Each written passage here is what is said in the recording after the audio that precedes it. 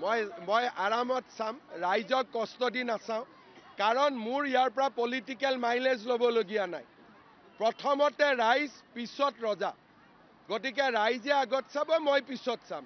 যিসকলে ভাবে মই ৰজা হ'ব লাগে তেওঁলোকে আগতে গৈ চাইছে, সেই চিটকেইটা কোনোবা সাধাৰণ ৰাইজে পালেহেঁতেন, তেওঁলোকে পালি পহৰীয়া লৈ গৈ দখল কৰি লৈছে।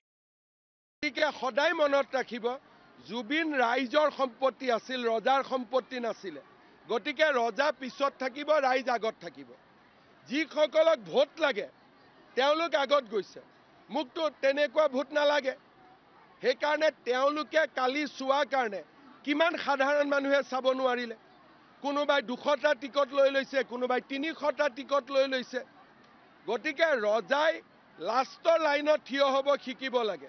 ৰজা কেতিয়াও, ৰজা কওক, মন্ত্ৰী কওক, বিধায়ক কওক, তেওঁলোকে লাষ্টৰ লাইনত থিয় হ'ব লাগে, কেতিয়াও ফাৰ্ষ্টৰ লাইনত থিয় হ'ব নালাগে। ৰাইজে প্ৰথম চাব, লাষ্টত মই চাম। সেইকাৰণে মই সিদ্ধান্ত লৈছোঁ যে কেইটামান দিন পিছত ভিৰ কমিলে আমি সকলো মন্ত্ৰী, বিধায়ক আৰু শুভাকাংক্ষীসকলক লৈ একেলগে আমাৰ আইডো চিনেমা হল আছে, আসাম ফিল্ম ফাইনেন্স কৰ্পোৰেশ্যনৰ, ফিল্ম ডেভেলপমেণ্ট কৰ্পোৰেশ্যনৰ, তাতে আমি সকলোৱে বহি উপভোগ কৰিম।